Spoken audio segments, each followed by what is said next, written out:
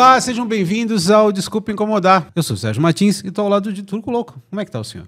Eu tô ótimo aqui já nas preliminares, adorando. E com, né? Nazi? Você sabe que o Jackson falou assim, olha, é melhor você e o Turco Louco do lado do que você ficar do lado do Nazi e o Turco Louco na frente. Eu falei, ótimo, porque o Nazi fica vendo aqueles filmes de mafioso. Se eu sentar do lado dele e o Turco Louco na frente, ele vai achar que eu sou o Luca Brasi, o poderoso... Antes de mais nada, é um prazer estar com vocês, Sérgio, Alberto. Viu? Eles chamaram para primeiro a mosca na sopa, porque o podcast chama Desculpa Incomodar, já incomodando. Mas eu não sou tão incomodador quanto dizem que sou, cara. Vou provar isso hoje para vocês. Você está lançando um disco ao vivo, Sim. que é o Solo My Don't Trouble. Uhum. E o que me chama muito a atenção, além do repertório que você canta em blues, é a tua pesquisa. Você canta Erasmo Carlos, você canta Zé Rodrigues, você canta vários compositores, até de uma certa forma underground, porque o Erasmo, na década de 70, podia ser considerado um compositor underground. Sim. Que normalmente não estão nos holofotes. Como é que é essa tua pesquisa? Cara, é memória afetiva, Sérgio. Por exemplo, você falou do Erasmo, que é essa fase justamente desse disco, para mim, que é um dos maiores da história da música brasileira, que era o Carlos, Erasmo, né? Essa música que eu gravei agora, Não Te Quero Santa, é a terceira música que eu gravo do Erasmo. Desse disco? Em outros discos. Eu gravei É Preciso Dar um Jeito, Meu Amigo, que agora, né, reavivou, era uma música obscura do Erasmo. Eu cheguei a gravar ela em 2011, né? Então, o que eu faço, eu não fico procurando assim. Quando eu minto, quando eu trabalhava com o Wagner. Wagner Garcia. Da Eldorado. Que durante a época que eu fiquei separado do Ira, ele foi meu produtor, tanto na estrada como na feitura dos meus discos. Então, esse período, assim, disco Nasce Vivo na Cena, depois o Perigoso, depois o Ebé, né? Foram discos que, além dessa coisa da minha memória afetiva, tipo, os meus LPs, falaram assim, puta, essa música eu sempre quis gravar do Tim Maia, essa música do Erasmo, pô, essa coisa do Martinho da Vila, vamos tentar achar um jeito de fazer ela uma coisa, não samba, né? Que aí seria uma forçação de barra e uma synth pro samba. Por mais que eu me viro cantando no samba nos botecos aí, viu? Vocês podem me chamar. E o Wagner me ajudava muito nesse ponto, como produtor mesmo. O Wagner me trazia coisas. Olha, Nazi, escuta o Ed, que eu não conhecia na época. Escuta essa banda, eu acho legal. Aquela coisa que a gente tinha... O Ed é aquela banda pernambucana. Pernambucana. A coisa que a gente tinha, Alberto, Sérgio, na época das gravadoras que você tinha... já existiu, viu, pessoal? Época que tinha diretor artístico que falava sobre arte com você, né? Depois tudo se transformou num departamento de marketing, né? Então eu tinha... Hoje eu não tenho, infelizmente, o Wagner foi uma perda como amigo, como parceiro, como produtor. Tem uma história com o Wagner grande, sem querer desviar o foco, mas, por exemplo... Também, quando eu produzi Taíde DJ 1, já desde o Cultura de Rua, o Wagner era diretor artístico do Selo Eldorado. Então, eu tinha esse parceiro. Como agora perdi esse parceiro, as coisas ficam, para mim, mais esse ponto. Algumas coisas, composições em parceria, né? E coisas que eu te falei, da memória afetiva, coisas que eu ouço e falo, eu queria gravar. Você falou do Taíde.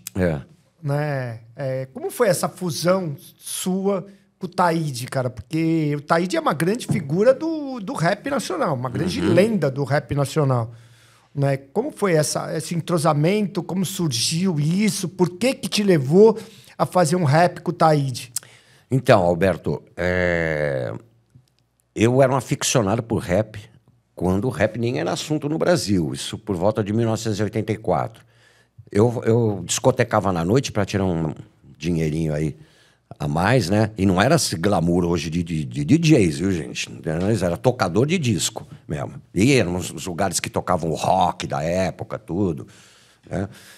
E eu tinha amigos que às vezes me traziam discos importados. Cito, inclusive, o Caíto Gomes, né, que foi um cara que foi muito importante, falecido também, que foi muito importante no início da carreira do Ira. Né?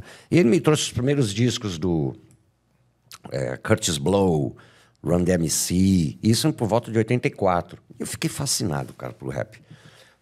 Principalmente, eu até acho interessante fazer, porque, por exemplo, você pode ver um contraponto. Músicos de rock, começam no início, odiavam o rap. Até o rap ser fundido com o rock, virar uma coisa muito poderosa, né? Que gerou Rage, Against Machine, Charlie Brown, tudo. Era uma coisa que ficou... Por quê? Porque, tirando o Run DMC, o Beastie Boys, não tinha guitarra. O que reina no rap é o discurso. Claro que as bases, a criatividade de você fazer loops, etc. e tal. E eu comecei a pirar aquilo. As pessoas pensavam, até a imprensa na época, achava que eu ia virar cantor de rap, sair do Ira, que não é a minha onda. Eu sempre gostei de trabalhar na produção, achava incrível você pegar, sei lá, 2 compassos do James Brown e transformar tudo numa levada, botar um naipe do Marvin Gaye, um negócio, aquilo para mim como não músico, né? Porque por mais de eu ter arranhado já o piano, o violão, eu decidi só ser cantor, né? Não sinto essa necessidade de ter que botar uma guitarra para dizer que eu toco guitarra, saca? Mesmo porque eu não toco guitarra. E aí, cara, eu fiquei aficionado. Eu tinha aqueles blasters, saca? Aqueles radião assim. Viajava todos os shows do Ira, onde eu gravava os shows do Ira, inclusive. Eu acho que teve anos que todos os shows do Ira eram gravados em cassete. E ficava ouvindo só rap, para desespero de todo mundo, né? Edgar ficava olhando aquilo lá, por exemplo, porque guitarrista, tanto que você viu, o Edgar foi mais para, nesse lance de uma modernidade, vamos dizer assim, o Edgar foi mais para música eletrônica, que eu acho que é uma coisa que estimula o instrumentista, né? A música eletrônica não precisa ter letra, não precisa ter melodia, né? E eu fui para o rap.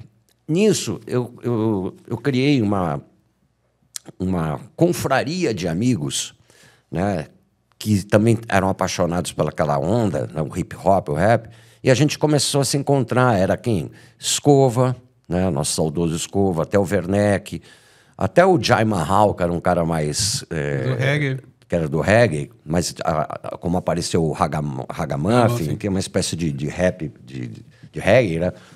E daí a gente resolveu fazer um negócio chamado a Festa My Baby. Tinha um espaço aqui, em frente à estação, perto do Centro Cultural São Paulo, que chamava Teatro Mambembe. Né? E a gente resolveu pegar lá o pós-teatro, com um trocadilho Mambembe com My Baby, né? Fazer isso. Foi um puta sucesso, né? Eu discotecava, o Jai Mahal, o Theo Werneck, né? Cada um com um estilo diferente de discotecagem. E depois a gente, na segunda edição, resolveu fazer alguma coisa musical mesmo, no palco, né? Então a gente tinha já o início do Escova e a Máfia, que foi uma das primeiras apresentações do Escova e a Máfia, o Lune, da Marisa Hort, né? Até eu e o André, a gente construiu uma base para cantar um ponto de macumba, né? Ele tipo assim, ele simulando com 2 Exu conversando, aquela ali, não lembro, até isso daí tá perdido, entrou até num especial da TV Cultura, que era a cantoria um canto de macumba mesmo, do Exu Veludo, né? E a gente subiu no palco para cantar, né? E aí a gente achou que estava faltando uma coisa assim mais genuína naquela apresentação, né? Porque todos aqueles não eram músicos, artistas que nasceram no rap, né? A gente era músicos de outros gêneros musicais que estavam, né, aderindo. Agregados. Então a gente foi. A gente já sabia que tinha lá na Praça São Bento os b-boys, né? Os dançarinos, as suas gangues, né? Naquela época, gangues, a gente fala gangue, não tinha nada a ver com narcotráfico, e nem os caras se batem. Parecia que aconteceu, você ia ver, parecia que os caras saíram na porrada em algum momento, porque um ficava desafiando o outro quando dançava, né? E foi lá que eu conheci o Taíde, era o grande líder lá, era o melhor dançarino, tanto que anos eu enchi o saco do Taíde e falei, você tinha que dançar, você dança meio que nem o James Brown, cara, entendeu? Aí ele falou, né, vai lá. E o Nelson Triunfo não ficava nessa roda? Ficava nessa roda também. Aliás, grande Nelson Triunfo, né? Patrimônio aí da música black, né?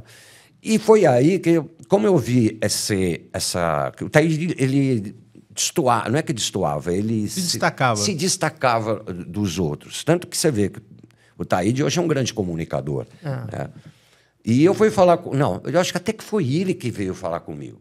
Eles sabiam que a gente estava lá a gente estava lá para chamá-los para ir dançar. Ó, vocês querem fazer parte da balada lá? Pinta lá, vamos lá dançar, entendeu?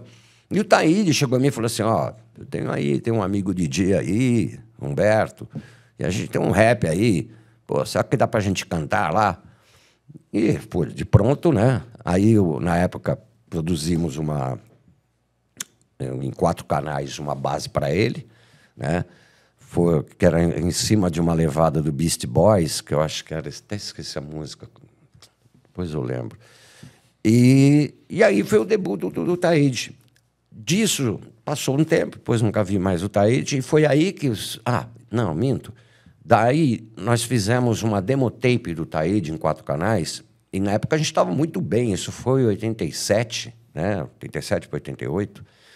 A gente estava muito bem na gravadora, né? Era o disco Vivendo e Não Aprendendo, música na novela, disco de ouro. Então, nós levamos isso, né? Eu e o André, né? André Jung. Levamos para o Peninha mostrou lá dentro da companhia, e a gente ouviu coisas meio esdrúxulas, que eu conto até hoje. Tipo assim, poxa, mas esse cara não está cantando, o cara está falando. Eu falei, mas é isso, chama-se rap. Né? E esse barulho aí que tem toda hora? Eu falei assim, isso chama scratch. O que é scratch? O cara pega o picape e fica assim fazendo fricção, a percussão com a agulha no suco do disco. Mas está estragando o disco. O que é isso, Nazi? O que você fumou? O que vocês fumaram, cara? O cara não tá cantando, não tem instrumento, não tem nada. Bom, a gente saiu lá, né? Decepcionado, mas aí o que é? A imprensa começou a mostrar, foram as primeiras matérias. Saiu no Estadão, saiu na TV Cultura, os b-boys dançando. Foi aí que o selo Eldorado, de uma maneira bem, né? Corajosa, vanguardista, resolveu fazer uma coletânea, que foi a famosa cultura de rua. Eles selecionaram grupos de rap, que eu acho que deve ter sido 5, se não me engano, porque eu lembro que cada um tinha 2 faixas, então deve ter sido isso. E o Taíde e o DJ estavam selecionados, e quando o Wagner Garcia vai falar com o Taíde e o DJ, para surpresa de todos, ele veio pedir para que a produção fosse nossa, né? Acho que, primeiro, porque o Taíde já frequentava a minha casa e via os discos que eu tinha, não só de rap, de hip-hop, mas de James Brown, de soul music, aquelas coisas que eles ouviam. Então, já foi aquele baque, aquele preconceito que ele até já confessou que tinha com roqueiro. Quando ele foi na minha casa, ele falou, pô, cara, meu... Então, várias vezes os garotos apareciam na minha casa, na época, a gente ficava ouvindo música, né? E eu acho que ele viu que eu entendia do riscado e já tinha uma confiança em mim, né? E então foi aí que a gente foi. O disco foi super... hoje é um disco histórico na música brasileira, né? E quem se destacou nas rádios foi a faixa do Taíde, que é o Corpo Fechado. Corpo Fechado. Daí veio a proposta da gravadora para disco solo. Taíde e DJ foi a primeira dupla, né, a ter um disco solo, um trabalho solo, né? Eu cheguei a produzir os 2 primeiros discos dele, Pergunte a Quem Conhece e o Hip Hop na Veia. Depois eles aprenderam a se autoproduzir, como é o natural, entendeu? E seguiram a vida.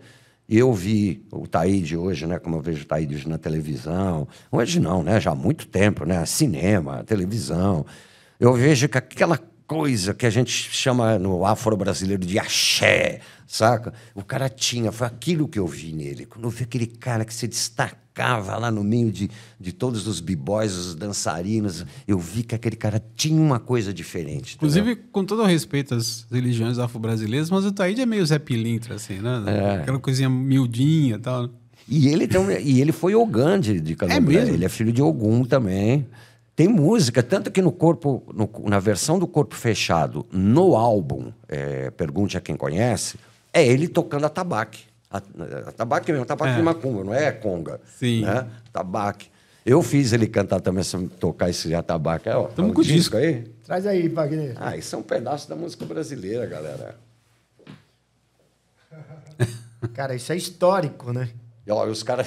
E a contracapa é genial, você podia apresentar. Os caras todos virados contra a parede, como se estivesse tomando uma geral, né? Porque é isso aí, pessoal. Nessa época aí, viu? Ser rapper, ser trapper, se é que não existia ainda, né? Mas o trap, para mim, é uma variação do rap, né? A vida era dura, viu? Não tinha corrente de ouro, não, viu, cara? Essas correntes que você vê aqui não era de ouro, não, viu? Agora, isso é interessante, né? Você fala de uma época em que os roqueiros se interessavam muito mais com o que estava sendo feito. Isso mesmo, por exemplo, essa fascinação pelo hip-hop gerou um dos discos do Ira mais elogiados, que é o Psicoacústico. Você não vê que essa geração atual, sem parecer aquela coisa de no meu tempo era melhor, mas ela repele, ao invés dela agregar... Repele o que você diz? Repele tudo quanto é gênero novo que aparece. Repele, por exemplo, o trap, por exemplo, hoje você não vê artistas de rock querendo incorporar o trap, as inovações do trap. Sim. Algo que o Ira fez quando abraçou o hip hop. Uhum.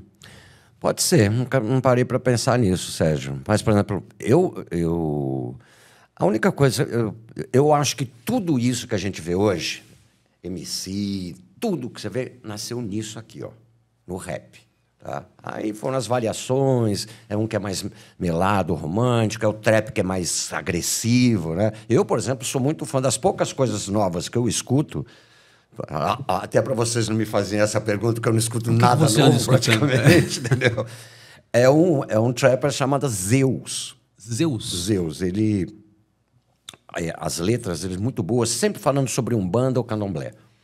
E também, como é que se diz, criticando a questão da violência contra os cultos afro-brasileiros, o preconceito, né?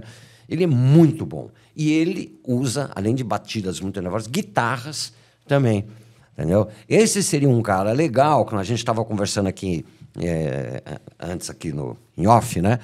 E você me falou, poxa, e você está citando agora nessa pergunta aqui, o Zeus é um cara que eu gostaria de fazer um feat com ele. Viu, Zeus? Ou você me chama para cantar com você, ou eu te chamo para você cantar comigo.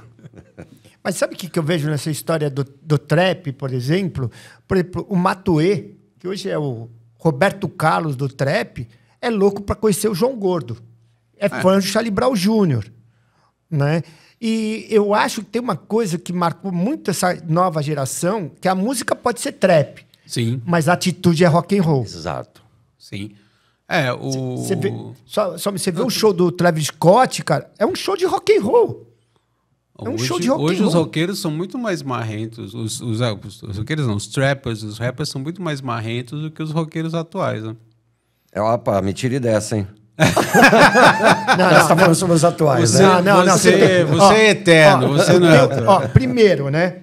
O Nazi é o Marcos Valadão Ridolf. Ridolf. Porque eu nasci Rodolfo, né? Eu tive que ir para agora, inclusive, viu, o Zambelli? Eu não vou precisar me esconder na Itália mesmo, sendo cidadão italiano, tá? Fica tranquila.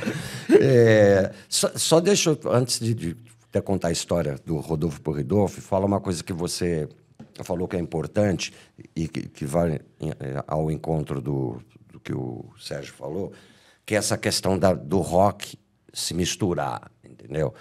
O rock, por que ele teve uma vida, né, tão longa, talvez de décadas e décadas, na minha opinião? Foi porque sempre ele saiu daquele casulo do Bill Haley, do Elvis Presley, com influência do blues, as bandas dos anos 60, porque sempre acabou criando coisas na mistura. Então, a gente tem o rock se misturando com os Beatles e outros artistas, com a música indiana, hindu, pá, né? Então, a gente teve música clássica com progressivo, A gente teve o próprio rap se misturando e dando Foi o Aerosmith e o Run DMC, né? Run DMC. Porque originalmente o que o Steve Tyler cantava, eu adorava esse disco, Toys in Act. Toys in Act. É o disco do Aerosmith. É um do grande Aerosmith disco, que eu gosto. O resto não gosto muito, não. E já tinha uma coisa assim de um dialeto, de um jeito de cantar de rap mesmo, né? Não sei se na época que lançou, se já tinham nas ruas o rap. Talvez aí precisaria saber a época do disco. Mas o rock... 75, não. Quando o rock perder isso daí, de fazer algumas, como é que se diz, variações genéticas, vamos dizer assim, é porque ele está morto. Então, espero que o trap, entendeu, seja uma nova possibilidade do rock com outros artistas. Aliás, esse papo de hoje já me dá uma ideia para quem sabe fazer alguma coisa mais na frente, porque eu acho que é pertinente, né? Eu acho que é que nem uma língua, né? Uma língua, quando ela não se transforma mais, ela vira uma língua morta, né? Eu acho que com o rock também. Se o rock também não assimilar outras culturas musicais, vamos dizer, ele vai morrer definitivamente. Mas sabe o que eu vejo? Hoje a gente fala, né? Assim, tem a transgressão do rock eram as letras, né? Hoje a transgressão dessa galera do trap tal é fumar maconha, né? Fumar muita maconha. Então eles fazem questão de se apresentar como maconheiros, né? Então, mas as letras do trap são poucas letras do trap que a gente acha que seria interessante ouvir, no meu ponto de vista. E outra, falando do rock com rap, você tem o Ice Cube com o Body Count. Isso que é demais. Que é demais. Para mim, ele foi até proibido. Você sabe que eu trouxe dos Estados Unidos, antes de ser proibido aquele Fuck Police, Cop Killer. Cop Killer do Body Count. Eu consegui a versão... The Police on the Boy. Por acaso, eu estava nos Estados Unidos na época, depois ele teve que fazer uma nova edição tirando essa música, né? Sim. Eu tenho a versão original que tem o Cop Killer, né? Uau. E o que você falou, Alberto, isso, a questão, essa crítica que eu faço, aliás, citando outro cara do trap que eu gosto muito, que foge desse estereótipo de letras fracas, que é o Baco, estilo blues. Sou muito fã dele, né? É isso, às vezes, que eu critico. Então, para mim não interessa se é trap, se é rap. Eu quero ver o conteúdo, porque nessa época... Nem não que é a questão... Eu gosto também de uns raps românticos também, entendeu? O Taíde também nós gravamos rap romântico com o Taíde. Eu gosto disso. Uma música que é o retrato da realidade das ruas, como o punk rock foi num determinado momento, e deixou de ser. Agora, as letras, porque tem umas que são péssimas. Sim. Não só em concordância, em semântica, mas que são sexistas ao extremo, são, como é que se diz? Violentas. Violentas. A ostentação, de ostentação, sabe? Tem que o carrão, não sei o quê. Cara, essa não é a realidade de garotos como esse. Não. Entendeu? Isso é a realidade nua e crua da periferia. Exatamente. Da periferia, cara. O que os caras retratam e falam é o dia a dia do cotidiano deles da periferia. Então, né, na verdade, putz, assim, acompanhei um pouco da trajetória, né, mas pô, você vê bandas como grupos, né, como Racionais, eles falavam a realidade da periferia, o que acontecia, né, até com os amigos do entorno deles, né, que eles viviam e viam o que acontecia na periferia. Sim, e até hoje. Tanto que eles ganham prêmios aí. Eu sou muito fã dos Racionais. Muito. Sou muito fã do Mano Brown. Inclusive, ele fez um disco solo maravilhoso, produzido pelo Lino Cris, que cantou com a gente toda a turnê do acústico, né? Mais ou menos no início da carreira dele, né? Aliás, eu lembro de uma coisa engraçada. Se eu estou desvirtuando, vocês depois me chamam de novo para o coisa. O Ridolfo. Do Lino Cris. Como o Lino Cris foi admitido no IRA. Tá? Admitido no acústico, na turma do acústico.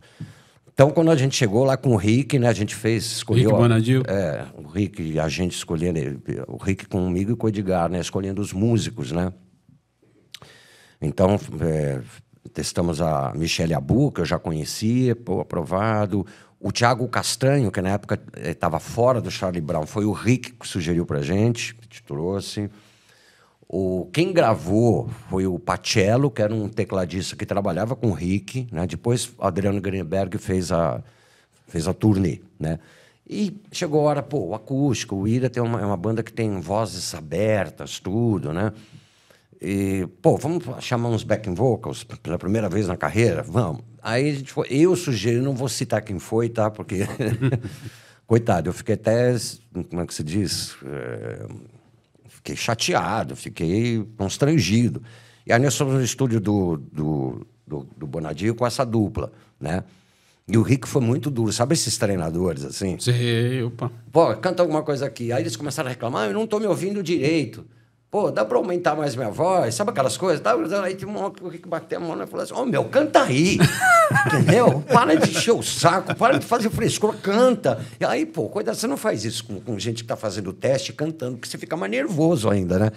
Bom, final das contas, vamos desencanar aí, eu e Edgar, a gente faz uma dupla de voz, desencana. Foi aí que eu comentei, eu cruzei o Apollo 9, né? Estava fazendo alguma coisa, acho que estava trabalhando num disco meu.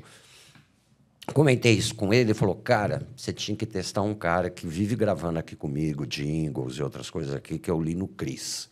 Né? Falei, pô, vou tentar. Aí quando eu cheguei, eles já tinham desencanado. Não, deixa o cara vir aqui no ensaio, vamos fazer um teste com ele, né? Tá bom, aí foi lá o Lino, todo na dele, assim, pá. Aí fechou o estúdio de ensaio, assim, ficou eu, o Edgar, o Lino e o Bonadio. O Bonadio falou assim, canta. sem Edgar tocar violão, nada, canta. E ele, cara, mandou, não lembro agora a música que era, mandou um puta soul music, na capela, entendeu? Que não precisa nem cantar, você falou, tá bom, tá contratado. Deixa só uma coisa que é uma curiosidade, Sérgio, que é a história do Wolverine, da tua fase Wolverine. Né? Como foi isso? Assim, você é fã do Wolverine? Claro que você é fã porque você... Né, a gente vê que tem um monte de fotos na época. Você se caracterizou, né? Todo o estereótipo do Wolverine. Por que surgiu isso? Cara, pode te falar, na década de 90 eu não sabia o que era Wolverine. Entendeu? Mas o que acontecia? Eu já tinha aquelas longas, que durante muito tempo eu usei mesmo. Quase boa parte da minha carreira costeretas, né? E tinha essa coisa meio irascível, imagina, né? Imagina naquela época, né? Então, quem começou a me chamar de Wolverine a primeira vez foi o Jack Daniels, sabe? Que foi jornalista também, que era daquela banda Los Tres Hombres. O Celso Pucci? Não. Daniel Benevides? O vocalista era o Daniel Benevides e o guitarrista era o Minhoca. Eu acho que era o Benevides, mas ele tinha o apelido também de Jack Daniels, não tinha? Bom. O pessoal devia beber pouco, né? O Benevides, Ele começou a me chamar de Wolverine. Eu falei assim, não tô entendendo isso daqui, o cara tá me tirando, se é legal ou se não é. E aí eu lembro que eu comprei na época os 100 primeiros gibis do Wolverine. Aí eu realmente me identifiquei pra caralho. Principalmente porque eu sempre achei o Wolverine mais rock and roll dos X-Men. E um cara que, na verdade, ele não voava, ele era muito... Claro, tinha os poderes dele lá, mas ele era bem humano, andava de moto, né? Usava costeireta, jaqueta de couro. O cara parecia um cantor de rock bravo, né? Aí eu comecei isso daqui, pá. E quando foi fazer o Rock Go, mas aí não assumi, eu só usava a costeireta que eu sempre usei, né? E aí, quando foi fazer Wolverine era desculpa te interromper, o Wolverine era uma espécie de Johnny Cash, né? Exato.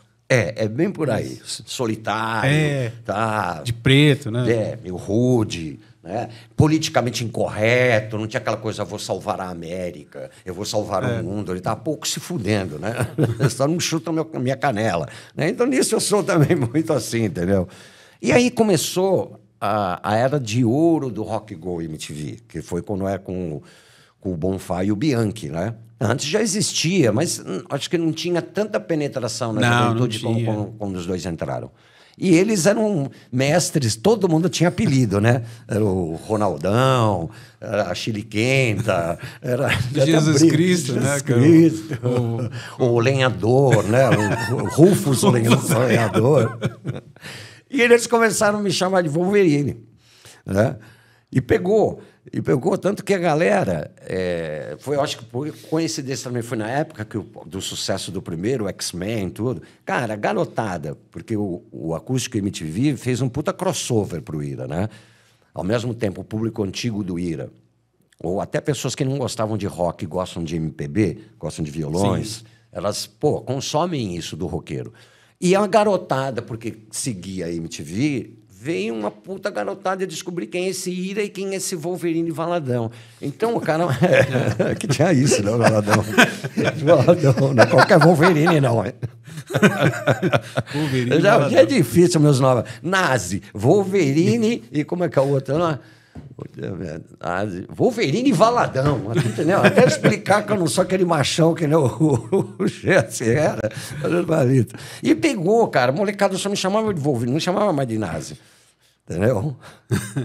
O nome que você falou que ia contar. Ah, não, então, meu bisavô chama Carlo Ridolfi.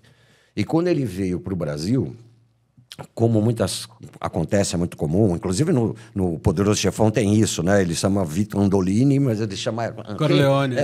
Vitor veio de Corleone, Vitor Corleone. E o meu foi escrito, o meu, de boa parte da minha família, se não toda, foi Rodolfo. Né? Tanto que até o Rock Go, os caras me tiravam sarro, mas você chama Rodolfo. Rodolfo é nome, não é sobrenome. Aí nós começamos um processo, aliás, antes dessa lei agora ser aprovada aí, mais restritiva na Itália, saiu minha cidadania. Né? Que eu não que eu vá precisar me esconder na Itália, entendeu? Mas eu penso nisso hoje para minhas filhas, meus netos que eu já tenho, entendeu?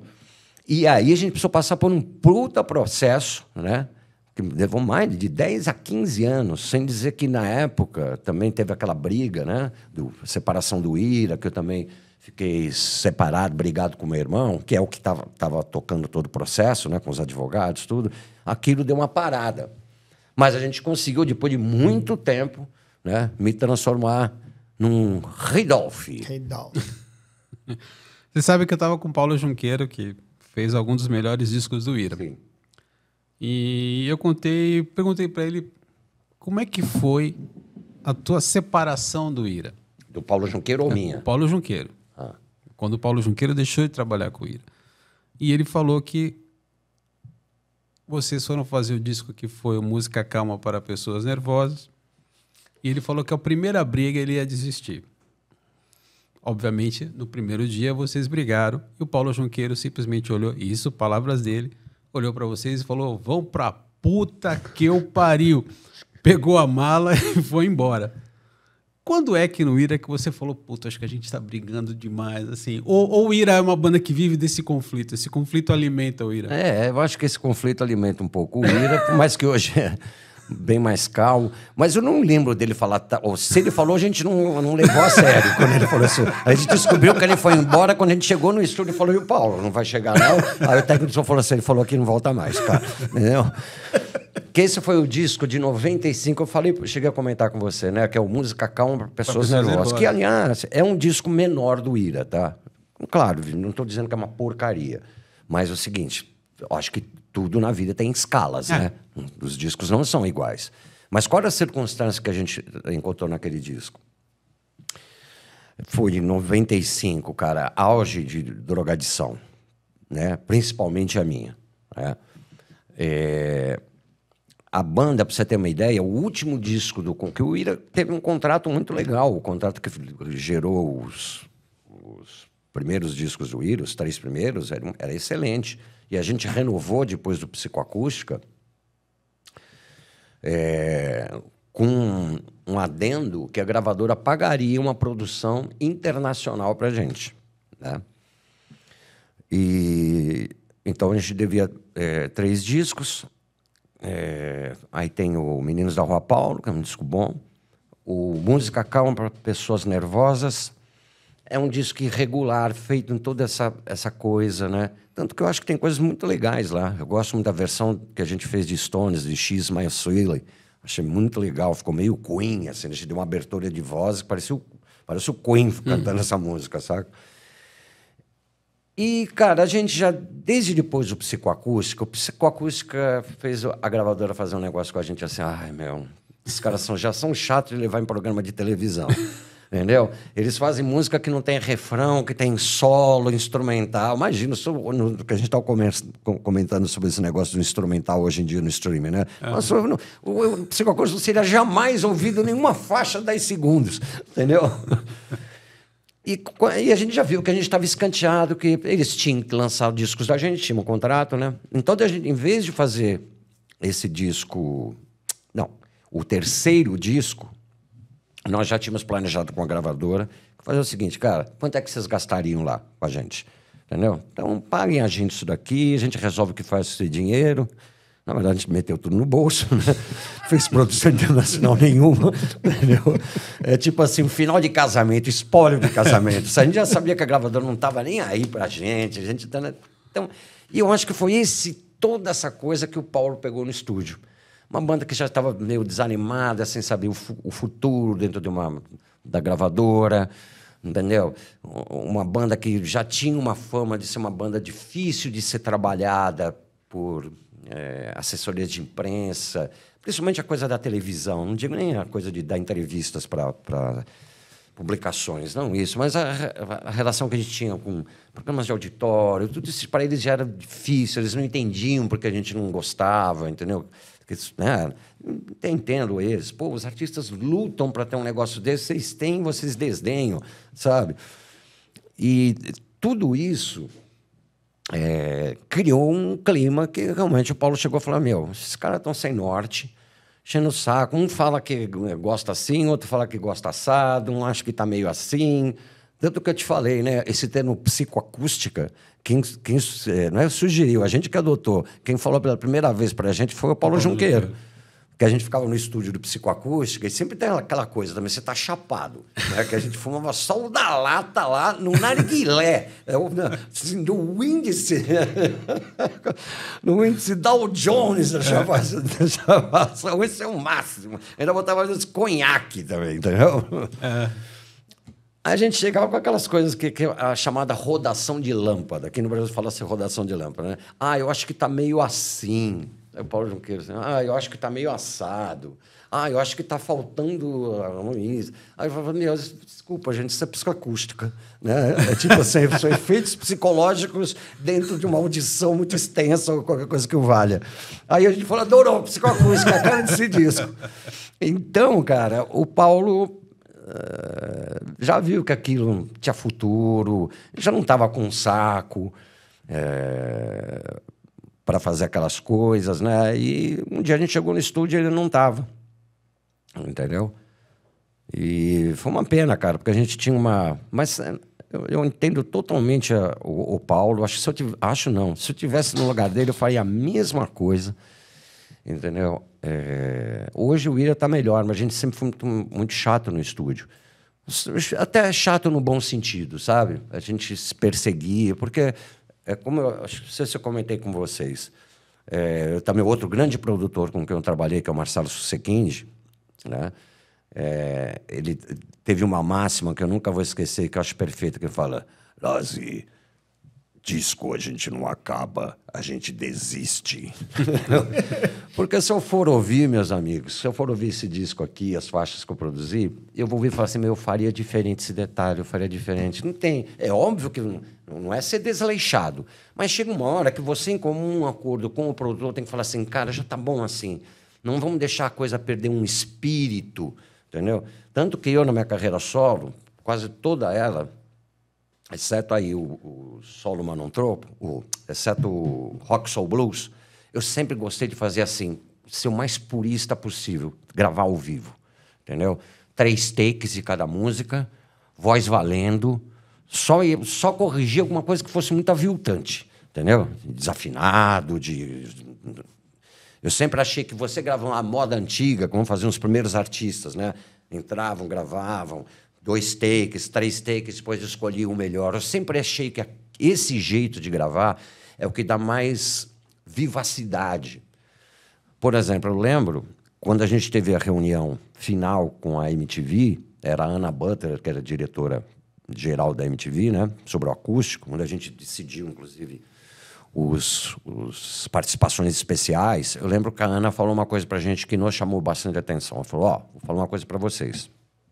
os melhores resultados de sucesso, etc. e tal, aqui na MTV, são artistas que não ficam depois fazendo overdub. Ficam regravando coisas que estão erradas. Entendeu? Ela não soube explicar por quê, mas isso aí é estatística, entendeu? Quem fica mexendo muito depois da gravação, não sei, perde alguma coisa. E a gente fez assim o Acústico MTV também. Nós gravamos, foram 2 noites, gravando assim com o público, gravando direto. No final, o que seria um bis, vamos dizer assim, a gente voltava e o Rick falava, regrava essa e essa. Entendeu? Então a gente tinha 2, ou no máximo 3 versões de cada música. E tudo assim, sem retocar. Claro, para isso nós ensaiamos muito. Né? E o resultado, eu acredito que tem a ver com essa coisa que a Ana Butler falou. Por isso que eu procuro, na minha carreira solo, sempre que der, fazer assim. Voltando a essa questão belicosa, o Ira é uma banda que funciona no caos? Deixa mais clara essa pergunta. A outra pergunta para o Ira sempre funcionou no caos, então talvez a resposta seja certa, seja sim. É uma banda que precisa desse conflito. Tem bandas que são mais calmas, sei lá, o Paralamas, que todos são amigos e funciona. O Ira, você tem 2 grandes amigos de infância, que é você e o Edgar, que ao mesmo tempo que vocês se amam, vocês se debatem com a mesma proporção. Uhum. Isso obviamente traz muitos problemas ali para a banda, mas obviamente também traz uma coisa de desafiadora e reviver, né? Tipo, sim, aquela coisa do, obviamente isso não acontece com vocês, mas aquela coisa do make-up sex, né? Acaba a briga e depois fala, não, vamos fazer um negócio. Funciona isso? Cara, funciona também essa coisa também depois da volta do Ira, sabe? Tirando momentos esporádicos, sabe? Teve até uma numerologista que falou que eu e o Edgar somos complementares, entendeu? Eu acho que porque eu tenho uma diferença. Entenda como quiser. Né? Eu tenho uma personalidade bem diferente do Edgar. A gente tem... Então, para certas coisas o Edgar é melhor, para outras coisas eu sou melhor, entendeu? Essa coisa simbiose da gente, das vozes... O Edgar, quando compõe uma música, eu tenho certeza que ele pensa na minha persona, digamos, cantando, que isso é importante, né? Tem coisas que eu acho que são típicas dele cantar, que ele leva para a carreira solo, que, aliás, foi uma forma... O desenvolvimento da nossa carreira solo, ela foi uma válvula de escape para essas tensões. Porque, por exemplo, você citou os Paralamas, né? Mas os Paralamas não tem 2 band leaders. Sim. Na história do rock, essa coisa vocês podem ver, do Guitar Hero e o band leader, sempre tem faísca. Led Zeppelin. Rolling Stones? Rolling Stones, Led Zeppelin, The Who. Eu ia poder falar outros aí, se lembrar com você. O próprio The Clash, que os The Clash, os 2 eram guitarristas, né? Mas o principal cantor era o Joe Strummer, né? Mas o cara mais pop era o Mick Jones. Era o Mick Jones. E eu acho que isso sempre tem nessas bandas, entendeu? Se você consegue lidar com isso, entendeu? Eu acho que tinha épocas que eu e o Edgar não sabíamos lidar com isso, entendeu? Eu acho que depois da briga do Ira, que serviu para alguma coisa, não precisava ter sido daquela maneira, obviamente. Poderia ter sido uma coisa tratada por advogado, só de papo. Porque, no final das contas, o Edgar também achava que o Ira tinha que dar, não acabar, mas dar um tempo. Como várias bandas fazem isso, 1 ano, 2, vamos estabelecer aqui. Mas não é férias prolongadas. 1 ano para eu fazer o que eu quiser na vida. E você também, entendeu? Perdi um pouco o foco. Do conflito e das personalidades complementares. Então, essa separação que teve do Ira, se a gente tirar toda essa parte escandalosa, judicial, agressiva, etc. e tal, a gente cresceu muito e viu a importância do Ira na nossa vida. E eu acredito, pelo menos falo da minha parte, e eu acredito que o Edgar também tem que pensar assim, o quão importante o Edgar é na minha vida e quanto eu sou importante na vida do Edgar. É óbvio que vão acontecer momentos que eu tenho certeza que o Edgar fala assim, puta, eu não aguento essa coisa que o Nazi faz, cara. 40 anos. E eu também tenho horas que eu falo assim, puta, Edgar, saco, hein? Mas as coisas, eu acho que depois daquela separação, houve uma volta muito importante, entendeu? Isso não significa que o IRA pode voltar a parar novamente. Eu acho que o que aconteceu com o IRA também, é aquela piada, sabe? Será que eu posso falar? Acho que posso, né?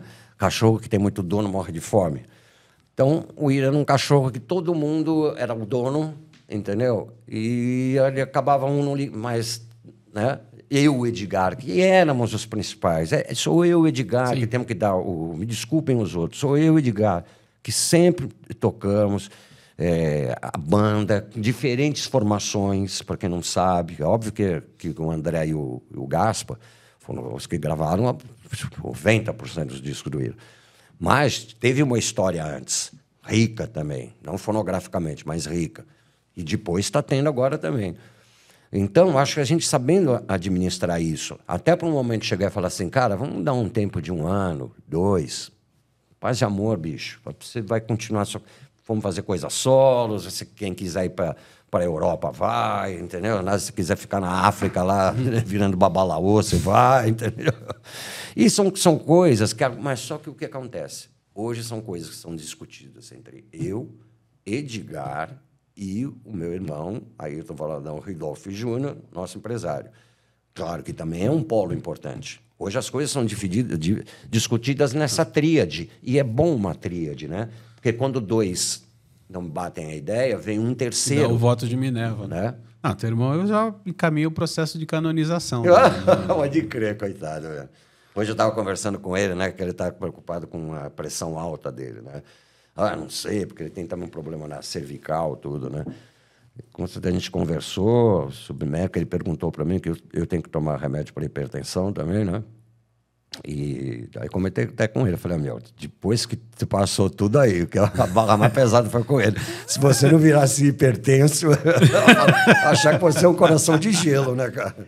Mas todo mundo fala que você tem uma fama de briguento, Nazi. Eu tenho fama mesmo, mas, cara, eu sou da paz, cara, de boa. Não, eu nunca, te juro, assim, nunca senti isso de você, mas às vezes a gente escuta, assim, pô, pavio curto, é briguento, até essa coisa do teu próprio apelido vem um pouco disso. Do nariz também, né? Mas também mais do briguento. Eu falo que foi do nariz, mas não foi do nariz. Não foi porque os caras brigavam muito na escola, mas assim, eu nunca fui valentão, Alberto. Mas eu estudava numa escola estadual, de frente para uma sede da FEBEM. E tinha assim, Sério? Uma sede da FEBEM, uma microsede, não é que a FEBEM Zona. Sede, que na época era FEBEM, né? Hoje tem outro nome. Fundação Casa. Fundação. E o Museu Larzar Sergal, né? Frente ao Colégio Brasílio Machado, perto daqui, na Afonso Celso, né? E, cara, lá ou você jantava ou era jantado, né? Eu lembro de brigas que tinham, os caras que saíam, os meninos lá, ou mesmo os maloqueiros da nossa turma, pô, mexendo com nossas namoradas, ou roubando bola da gente. Tinha bem essa coisa assim. A gente via para nossa aula de educação física para jogar bola, tinha aqueles repetentes, ou que já cursaram e ficavam lazarando as meninas, voltavam na escola e tomavam a nossa quadra para jogar. Quantas vezes eu não briguei em sair no braço por causa disso? Porque é um modus operandi. Agora, de sair na porrada mesmo, cara, não sai há muito tempo. Não, mas não briguento de porrada, mas não, mas... Eu sou um pouco explosivo. Eu sou, né? Melhorei com os Brintelix, mas... Vai ver que é isso, vai ver que é por isso que eu também tomo Brintelix, por causa disso. Mas, cara, talvez eu poderia jogar a culpa, porque olha só, eu tenho um DNA que é 25% sírio, né? A minha bisavó, que eu conheci, nem falava português, agora esqueci a cidade. Ela veio como síria, porque não existia o Líbano ainda, mas hoje ela seria sírio-libanesa, né? E calabrês, que também é uma raça briguenta também. Que mistura! Então, eu tenho essa coisa, cara, de não sei, dependendo de como me abordam, eu não baixo a cabeça. Entendeu? E às vezes isso e os caras não acreditam que eu sou baixinho, né, cara? Mas eu sou baixinho, cara mais alto que eu. Qual foi a pior briga que você... Porrada, cara. Preciso parar um pouco para lembrar. Isso tinha 14 anos, cara, tá na Bela Vista, que eu nasci na 13 de Maio, né? E meus avós e bisavós moravam na 13 de Maio, eu vivia lá, né? Depois eu mudei para outra rua da Bela Vista.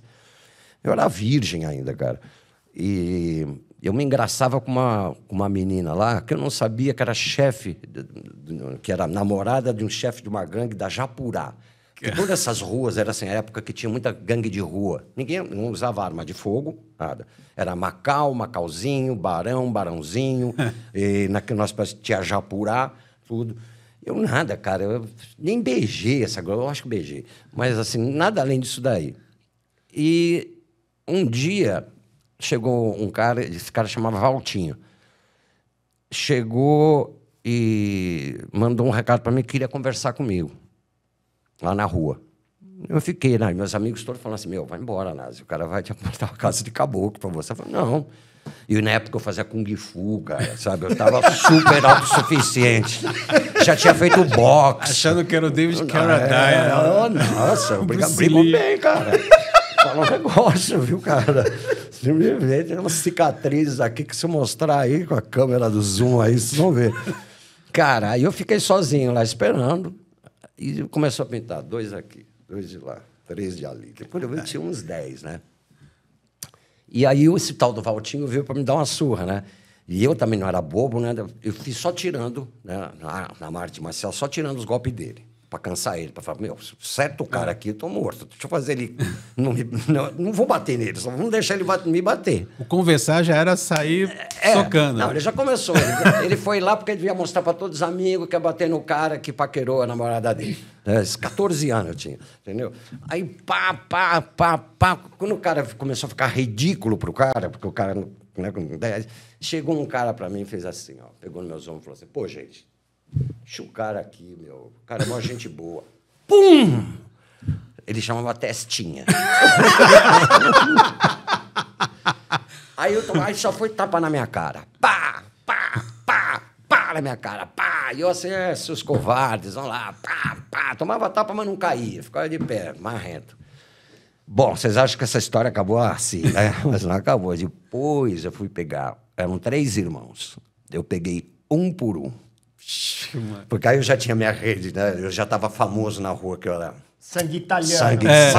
Sangue quente. Fui, peguei um por um, mas na porrada. Aí sabia um caminho, descobri um caminho que esse Valtinho fazia lá, fiquei na esquina com 2 amigos só para ver se ele não vinha acompanhado, entendeu? Falei, pá. Aí depois peguei, tinha um irmão mais novinho assim, que jogava bola com a gente na rua, e veio o irmão mais velho, chamar ele, começou a gritar com ele, e eu sabia que ele era irmão, né? Eu falei, meu, dá licença, nós estamos jogando bola aqui. Não, ele é meu irmão. Ele é seu irmão? Não. Tal, cara. Pô, cara, vai mentir pra mim, cara? Não, mas ele é meu irmão. É teu irmão? Não. Pá! O único que eu não bati foi o pequenininho. Agora tem uma história. Só contando isso, nos meus tempos da Bis, teve uma época que a gente era próximo do Ed Mota. E o Ed Mota morria de medo de vir para São Paulo, porque ele falava assim, o Nazi vai me pegar, eu não posso ir para São Paulo. Por quê? Não sei. Você queria encher o Ed Mota, moeu o Ed Mota de pancada? Não sei. Você que eu não falou brincando, imagina, o Ed Mota somos super amigos. O Ed Mota, os primeiros shows que ele fez em São Paulo, ele, a Conexão Japeri, iam tomar banho na minha casa, entendeu? O primeiro beck que ele fumou foi comigo. Entendeu? Lembro disso, estava eu, ele e a Marisa Monte, que eles estavam fazendo um show com participação da Marisa, que ela cantava The Closer I Get to You, sim, né? E... Cara, eu sou super amigo dele. Ele é um cara, inclusive... gosta muito de mim. Não sei por que circunstância ele falou isso daí. Agora tem uma história que eu morro de inveja de você, Nazi. Agora eu lembrei. Lembrei. O que talvez... Você queria bater no Ed Mota, né? Não, não queria bater no Ed Mota.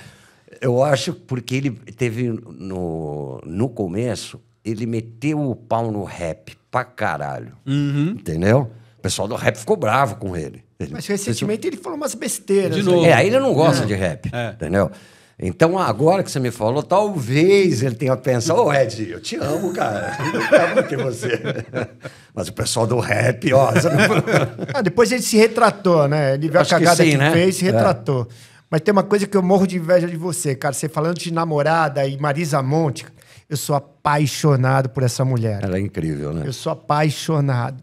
Apaixonado. As letras, as músicas, o conteúdo, o jeito que ela canta... me enlouquece. E como ela cuida da carreira, né? Esse namoro meu com a Marisa, que foi 1 ano e meio, mais ou menos, foi muito importante, porque também foram artistas, vou usar esse termo de meu, complementares, no sentido assim. Marisa ia no meu show, né? Eu viajava, às vezes. Ela viajava com o Ira, às vezes, quando dava, e eu viajava com ela, às vezes, quando dava. Então, ela via no show do Ira uma coisa completamente despojada. Despojada, para te falar a verdade, até demais, né? Não tinha iluminador piscando luz, não tinha que iluminador, que cenário, entendeu? Sobe, liga a guitarra, isso aqui é rock and roll. Então, ela também via isso, daí falava assim, nossa, cara, tá? E eu também, quando viajava com a Marisa, eu via todo o requinte, do cuidado que ela tinha com o cenário, com direção, com iluminação. Então, isso também falava assim, cara... Entendeu?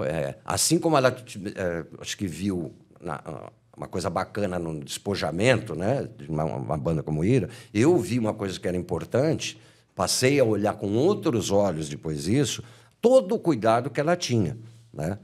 É óbvio que a minha relação com a Marisa teve uma certa complicação, porque na época ela tinha, eu acho que hoje todo mundo já sabe, né? Antes de mim, ela tinha uma história mal resolvida com o Nelson Monte, né? E quando eu entrei na história, a coisa ficou muito coisa. O Nelson Monte escreveu umas coisas que, óbvio, que era direcionada a mim. Falou que o rock era a AIDS da música brasileira. Aí ele tinha contato com na época era Joyce Pascovitch, que eu já tinha tido um problema com a Joyce Pascovitch quando ela tentou me associar ao Collor, lá em 89, né? E saíam muitas notinhas assim, sabe? Com veneninho. Sim. A diva foi vista no colo do roqueiro, no circo voador. É tipo assim, né? O biscoito fino na Bela e a Fera, entendeu? O biscoito fino no boteco da esquina, entendeu? Então isso gerou uma coisa, tanto que eu acho assim... E também foi a época que a Marisa quis abrir asas. Porque antes a Marisa era tratada realmente como uma sucessora e para você ver, não deixou... E foi. Essa é a minha visão, tá, Marisa? Se alguém te falar aqui, essa é a minha visão. Ela queria trabalhar com novos compositores, com novos artistas, né, novos músicos. E a gravadora... e todos tinham uma visão lá, comercial dela, de ela ser uma nova Gal Costa. Aquela fórmula, né? O Gal Costa, assim, no momento que a Gal Costa estava, porque a Gal Costa já foi muito louca também. Né? Mas uma coisa assim, mais biscoito fino. Vamos usar de novo esse termo, entendeu? E ela não. Tanto que eu estava com ela em Nova York quando ela vai procurar o Arthur Lindsay. Né? Aliás, acho que foi o pessoal da conspiração, que acho que na época que eu namorei com ela não existia conspiração, não tenho dúvida. Isso foi em 89, 90. Mas eu conheci todos, Andrucha, e eu acho que eles tinham contato lá em Nova York com o Arthur Lindsay. Até foi engraçado que aí eu fui, né? Porque eu ligava para Marisa Monte a cobrar de telefone público. Porque na época, viu, gente, você tem um telefone fixo, era caro pra caramba. Era quase o preço de um carro, velho. Aí chegou uma hora que a Marisa falou, tô gastando tanto dinheiro com isso daqui, vou te mandar uma passagem aqui, vai pra cá, entendeu? E eu fui, aí presenciei, saí com ela, foi engraçado, foi notável que a gente foi atrás do Arthur Lindsay, ou não sei se a gente encontrou, a gente foi numa boate, tipo sadomaso, gay, que era, bombava naquela época, isso foi em 90, né? Aí tava lá o Arthur Lindsay, uma coisa tão transgressiva, sabe? Que você tá num ambiente, aqueles caras de couro, sabe? Chapéu do Village People. Isso até lá conversando com o Arthur, que era o cara, né? Como era o nome da banda dele, meio de jazz? Ambitious Lovers. Eu tinha disso na época. Não é essa que tinha o John Lurie também? Não, John Lurie era do... Lounge Lizards. Lounge Lizards, estou confundindo. Mas eu acho assim, foi muito legal. Você vê que depois a Marisa vai conhecer o Nando, né? tem uma relação com o Nando, e também com o Nando constrói também muita parte musical grande.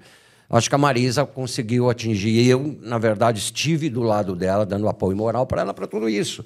Porque eu podia ser um namorado dela que falasse assim, não, meu, o time que tá ganhando não se mexe, vai nessa aí, cara, faz as coisas, pede aí pro Sullivan Massadas, com todo respeito, vamos dar uma música para vocês, entendeu? Não, e ela queria fazer umas coisas mais autorais, né? Foi quando ela faz o disco Mais, né? Que é Exato. um disco que tem grandes canções dela. É. Como é que é a tua virada, a sua introdução na cultura afro-brasileira? Cara, isso vem muito cedo na minha vida, né? Desde cedo. Minha mãe... Meu pai era espírita, eu... Kardecista? Kardecista, eu li todo o Kardec, moleque, né? Tenho ainda, inclusive, os Kardecs do meu pai. E minha mãe, a gente começou a frequentar uma federação umbandista e em casa, minha mãe não foi do que a gente chama médium doutrinado, né? Que vai, passa por etapas até receber a entidade, isso não estou falando da Umbanda, né? E minha mãe começou a receber um preto velho em casa, chamava Pai Joaquim. E um outro que chamava Pai João, que vinha às vezes, e não dava para entender muito a linguagem dele. E teve época que eu tentei até renegar tudo isso. Porque vinha, a família vinha atender, tinha atendimento da família, entendeu? E chegou uma época que eu falei, cara, que saco, não quero mais esse negócio. Eu acho que também é aquela coisa do adolescente que quer sair de casa, entendeu?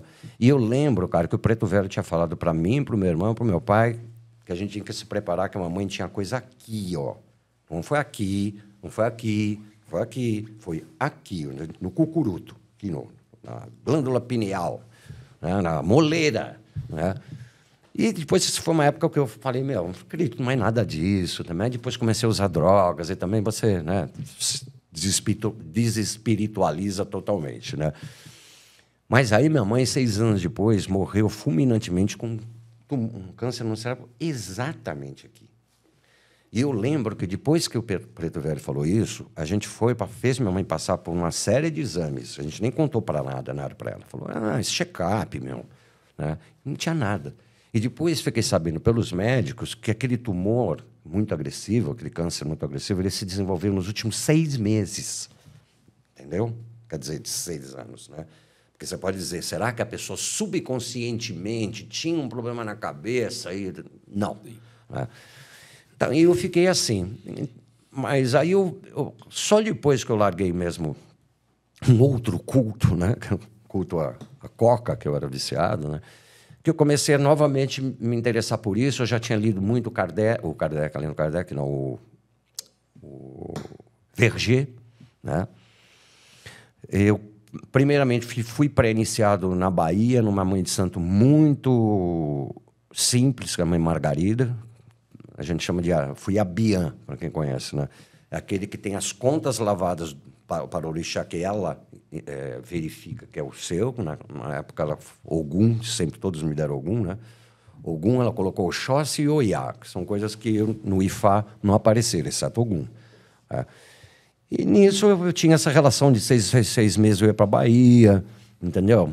Fazia um ebó, sabe? Eu ajudava ela também, se ela me ligava precisando de uma geladeira nova, porque ela era muito humilde, muito. Ela não era daquelas Ialorixá, mãe de santa, assim, famosa. Era uma casinha onde ela morava. Mas aí ela morreu, eu fiquei dispensado, e eu passei a minha vida sempre passando como cliente, como amigo de várias casas, sem me iniciar em nada, né? E gostava, mas às vezes chegava um ponto e falava assim, cara, eu não sinto, não teve aquele chamado que eu falei, é aqui que eu quero ser filho de orixá. Até eu conheci o Babalorixá King, né, que é escritor. Eu já conheci o King escritor antes de conhecê-lo pessoalmente, com os livros dele, Poemas de Ifá, o livro sobre Ogum, né? E eu fui jogar com ele, ele falou algumas coisas, na época que o Ira estava separado, ele me falou, inclusive, conselhos, eu até sempre falo isso, né? Porque sempre vai, um ditado que não sei se foi eu que inventei, que sempre vai ter alguém que te venda aquilo que você quer comprar, né? Então, como eu procurava muita vingança na época, claro que todo mundo dava né?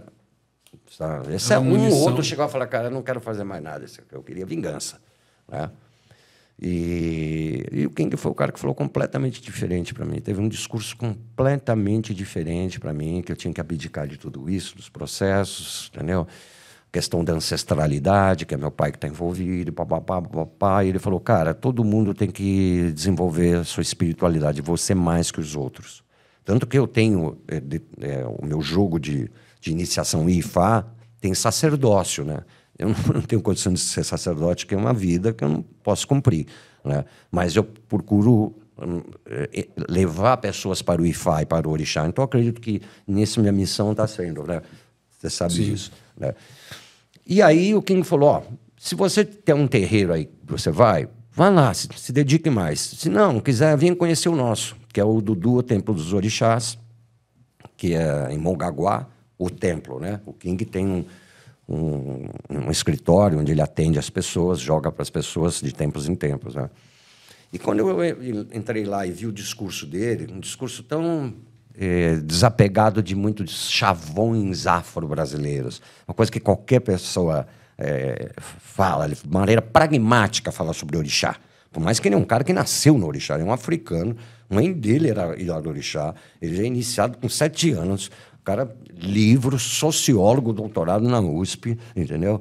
Inclusive, o doutorado dele é sobre Ifá, né? E quando eu entrei lá e vi o discurso dele, eu falei, meu, é aqui que eu quero me iniciar.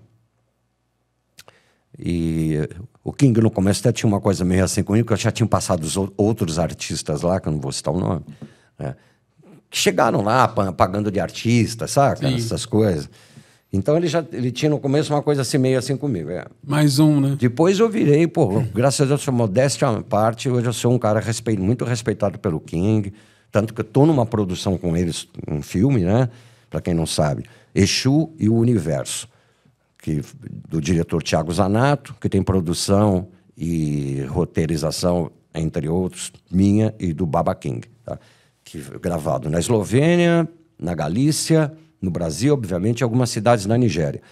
Que não só joga luz sobre o orixá Exu, que é o orixá mais demonizado, mais caluniado, né? Mas também fala sobre a situação do preconceito religioso, ou o racismo religioso, como já é considerado, né? Mas também sobre a cultura iorubana. E aí você vê os próprios reflexos dela no Brasil, como ela chegou aqui, como se desenvolveu. O Odudu, do que eu faço parte, não é só... Eu sou filho do King, mas lá também é uma meca de outras casas de orixá, de Umbanda e de Candomblé, que vão lá para fazer coisas específicas que só os africanos sabem fazer. Então, quando as pessoas perguntam o que você é, você é do Candomblé? Você é da Umbanda? Não sou. Apesar de respeitar e adorar as duas. Umbanda, Quimbanda, Candomblé, os Candomblés, né? Porque tem vários tipos, né? Várias nações. Eu sou iniciado no culto de Ifá, que também é conhecido como culto tradicional iorubá. Imaginemos que os escravos, sequestrados e escravizados que vieram da região do Benin e hoje da Nigéria, eles trouxeram esse culto, mas também de forma meio incompleta, porque não vieram sacerdotes de todos os orixás, porque eles eram reprimidos, tinham que esconder isso, né? E o que a gente tem é... eu sou iniciado em orixás que o sacerdote brasileiro nem conhece, entendeu? Então eu me aprofundei muito nisso. Voltando só à questão do filme, esse filme ganhou os 2 principais prêmios, né? Melhor longa documental no Festival Internacional de São Paulo e no Festival Internacional do Rio. Nesse momento, a gente está trabalhando agora para ele entrar num circuito, pelo menos durante uma semana, em salas de cinema, está sendo negociado, para dar um aval maior para sair esse ano, nem que seja no YouTube, né? Disponibilizar o filme para todo mundo. Eu digo nem... Não estou querendo menosprezar o YouTube, mas que é um canal muito importante, mas a gente está ouvindo agora propostas do Canal Brasil, do YouTube, do Netflix, entendeu? Vamos ver, mas a gente tem uma meta que é o seguinte, esse filme sai esse ano, porque ele começa a ser feito, cara, em 2017, entendeu? 2017? 2017 ele começa a ser filmado, em sucessivas vezes. Então, ele ganhou esse prêmio agora, foi em 2022 ou 2023. Agora me foge um pouquinho. Então, a gente passou um ano, e eu quero que isso daí, porque para o nosso povo, para quem é da Umbanda, para quem é da Quimbanda, para quem é Nagô, Queto, etc. e tal, é um documento muito importante, entendeu? E as pessoas, ele passou em vários festivais, nos principais festivais do Brasil, alguns fora também, né? Mas chegou a hora de a gente disponibilizar isso para todo mundo ver. Você, inclusive, vai para a Nigéria, é isso? Você viaja para... Eu viajo a cada 2 anos para a Nigéria, né? Nos pares. Antigamente era nos anos ímpares, mas a pandemia mudou isso daí. A última vez que eu fui foi no mês de agosto. Tem que ser no período da lua, que tem lua cheia. Eu fico lá iniciando uns 14 dias. Mas se você contar com a ida e a volta, que demora mais umas 24 horas, eu fico lá por volta de 17 dias. Agosto de 2026 vai ser a minha 7ª vez na Nigéria. Desculpa a pergunta, mas o que você faz lá? Eu faço iniciações que só podem ser feitas lá porque por plantas que tem lá e por sacerdotes que tem lá. Porque o Odudua, o nosso templo, ele promove uma vinda de 13 todo ano, no período que vai de dezembro até mais ou menos meados de fevereiro, vem o que a gente chama de tropa de elite da macumba. Vem 2 babalaô, 2 tocadores, né, do tambor deles lá. Eles não usam atabaque, eles usam um tambor que sei o nome. Algumas Ialorixás, alguns outros Babalorixás, todos esses fazem iniciações que são específicas na África, que os brasileiros, talvez agora, os que são ligados ao Dudu, estão tendo conhecimento para fazer sobre isso. Não vou citar os nomes aqui dos orixás, porque as pessoas não vão entender. Mas não dá para trazer 300. Pra você ter uma ideia, Sérgio, quando a gente fica lá, que a gente fica confinado numa área nossa, terreno que é um Odudua lá também, entendeu? A gente fica com mais de 30 sacerdotes e sacerdotisas, que são especialistas, entendeu? Em determinados orixás. O Brasil teve que ter a contingência de um sacerdote, um babalorixá ou ialorixá, na verdade, ter que saber fazer de tudo um pouco. E lá na África é tudo meio especialista, entendeu? Eu sou o cara de Xigidi, eu sou o sacerdote de Xigidi, eu sou o sacerdote de Oxum, entendeu? É aquela que conhece os segredos e os detalhes da iniciação. Você recebe? Não. Não. É só se eu beber muito e baixar uns... Não, isso acontece, velho. Você podia... Não, eu não incorporo, cara. Você incorpora, perdão. Não, mas assim, se eu bebo demais, eu vejo que eu falo umas coisas que no outro dia eu não lembro. Aí minha namorada fala, você lembra que você falou aquele negócio lá pra mim? Eu falei, eu não. Tá vendo? Pelo menos nesse evento que a gente nem vai entrar, você podia falar, não, eu incorporei um espírito vingativo. Olha, é verdade. Você já consagrou a ayahuasca, Nazi? Não, eu tenho medo, cara, dessas coisas. Não, respeito, não é isso. Depois que eu tomei eu sei que não tem nada a ver, mas depois que eu tive uma bad trip, cara, essas coisas pra mim, ó. Pera, eu ia falar uma coisa agora importante do sacerdócio? De incorporar. A gente também tem que quebrar um pouquinho esse mito da incorporação. Incorporação, e é isso que a gente aprende com o Baba King, não significa elevado grau espiritual. Nada a ver. A pessoa pode ser um mau caráter e incorporar. É uma característica de cada pessoa. Tanto que tem 3 tipos diferentes, segundo o nosso conceito de incorporação. A que você perde totalmente a consciência, que isso era o que minha mãe tinha. Minha mãe tomava cachaça, etc. e tal, voltava, não lembrava de nada, entendeu? E estava sóbria e sem cheiro de álcool ainda. Né? A semi, que a pessoa incorpora, mas ela tem noção do que está acontecendo, como se o corpo dela estivesse sendo dirigido, mas ela lembra de tudo.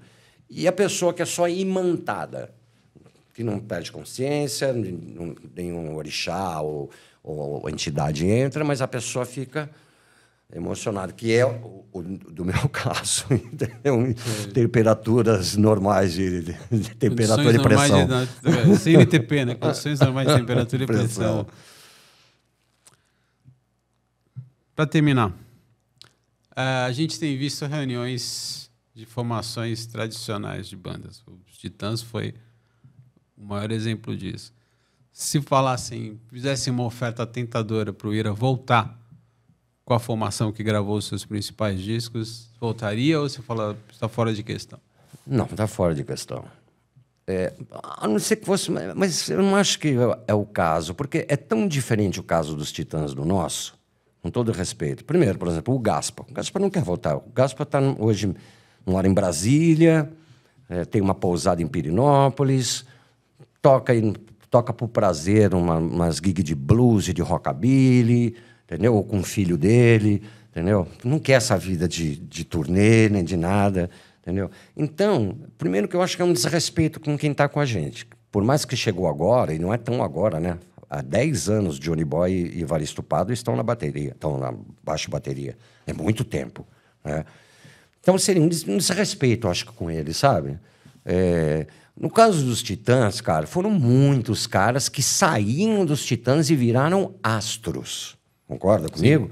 Arnaldo Antunes, dentro do universo dele, mais literal, mais cabeça, etc. Ele é um astro, né? Paulo Miklos, que além de cantor, é um puta ator, é um astro. Quem mais aí? Nando Reis. Nando Reis nem se fala, compositor, né? Daí que está em várias cantores e cantoras. Então, foi uma junção realmente de titãs, vamos dizer assim, né? Não desmerecendo ninguém. No caso do Ira, mas é uma coisa que eu acho, para quê? Entendeu? Eu não vejo que isso lotaria um Allianz Parque, saca? Entendeu? Então, acho que seria uma coisa muito sem sentido. Uau! Vamos fazer a pergunta, desculpa incomodar? Sinta-se à vontade. Pode fazer? Opa! A treta com o Roger. Desculpa te incomodar, mas eu tenho que fazer quando você for cheio de porrada, você me chama. Cara, eu vou falar de uma maneira bem mais calma, porque eu também não quero dar muito ibope, sabe? Porque eu sei que aí vai responder, e, mano, sabe? Eu acho que chega um ponto na sua vida que você tem que ter inimigos melhores, entendeu? O que aconteceu, eu sempre tive até uma relação boa com o Roger, entendeu? E apesar de nunca ter tido intimidade com ele. Aí, primeiro assim, ele falou, não só pelas besteiras que eles falam, algumas que são criminosas, não é à toa, né? Que ele foi condenado pelo Ministério Público. Algumas que para mim foram aviltantes.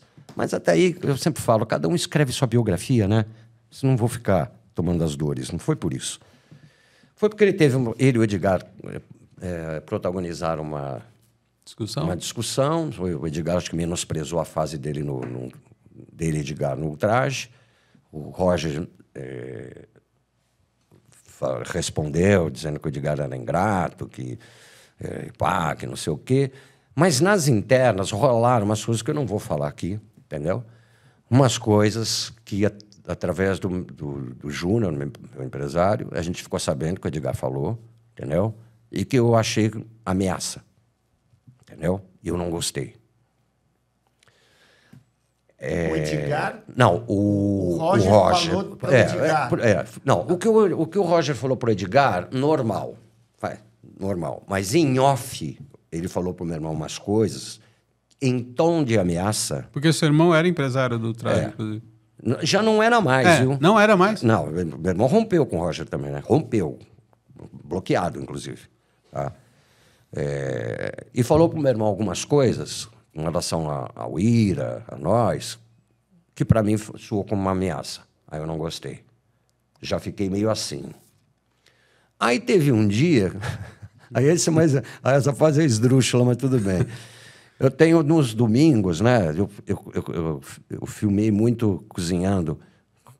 Estudei. Eu peguei a pandemia, cara. Estudei cozinha italiana, mais que eu sabia, né? Sempre gostei de cozinhar. E tomei isso como um hobby na pandemia, né? E aí comecei a ver que dava Ibope no Domingão, e comecei agora, meu domingo hoje é só republicação disso daí. Aí o Roger, que nunca entrou na minha rede social, entendeu? Entrou nos comentários e falou assim, o Rock morreu mesmo, né? Quá, quá, quá, quá. Bom, talvez ele ache que era para dar risada, né? Entendeu? Eu podia ter respondido na frente de todo mundo, que eu ia falar cada coisa para ele, cara, que o Rock morreu. Mas o que eu fiz? Eu apaguei o comentário dele e bloqueei ele. Aí nesse dia eu fiquei com, você já estava aqui, ficou aqui. Entendeu? Aí eu caí, acho que não digo que caí na besteira, mas eu devia ter feito isso de outra forma. Eu fui num programa de esporte que dava uma cervejinha, né? Aí, você sabe, aí não é o que eu falo, mesmo quando eu bebo, eu assumo, hein? Mas é que, sabe, solta um pouco mais a língua. Aí eles começaram a me perguntar lá sobre essa coisa do fenômeno do roqueiro reaça, entendeu? Eu falei que isso para mim é uma coisa que é muito pontual, isso não reflete o que é, entendeu? Eu cheguei até a citar o Lobão, que eu adoro o Lobão, cara. E o Lobão teve a fase dele também, de ser bolsonarista. Depois, imediatamente, no primeiro dia, porque eu até brinco, né? Para mim, o Lobão é o Coringa do rock. Ele quer promover o Coringa do Gletcher, né? Ele gosta do caos. Isso é genial pro rock. Falta mais Lobões no rock. Mas é óbvio que ele falou coisas durante a campanha que eu discordo profundamente. Mas só o fato dele ter reconhecido isso, e hoje você é um dos caras que mais criticam tudo isso, critica a esquerda, já se colocou. Para mim, não acredito esquerda nem direita. Isso, para mim, cara, eu adoro ele, entendeu? Eu acho ele genial. E aí, nesse programa, eu falei assim, olha, eu pensei que isso ia ficar só aquele erro, né? Eu falei, olha, inclusive tem uma pessoa, Tolinho. Entendeu? Eu queria que chegasse no vídeo dele, mas de repente eu não queria que as pessoas já assumissem que foi. E o que eu falei assim, olha, cara, toma cuidado. Isso por quê? Por causa de ameaças que ele fez veladas. Não se mete comigo, cara. Eu te pego, cara. Entendeu? E pego mesmo, cara. Entendeu? Sacou? Agora, eu quero isso? Eu não quero. Entendeu? Vou encontrar ele para isso? Não vou, porque ele quase nem faz show. Ele só toca lá no Gentili. Né? Não vai, mas assim, foi meu aviso de falar, cara, para por aí. Para. Se você continuar nessa onda... Pergunta o que aconteceu com o Valtinho. Pergunta pro Valtinho. Chegamos ao fim do nosso podcast. Desculpa incomodar. Queria muito agradecer. Imagina, é um prazer falar com vocês sempre. O último roqueiro brasileiro. Valadão. Você já escreveu uma matéria falando que eu sou o último rebelde. Você é o último rebelde. Obrigado e até a próxima edição do...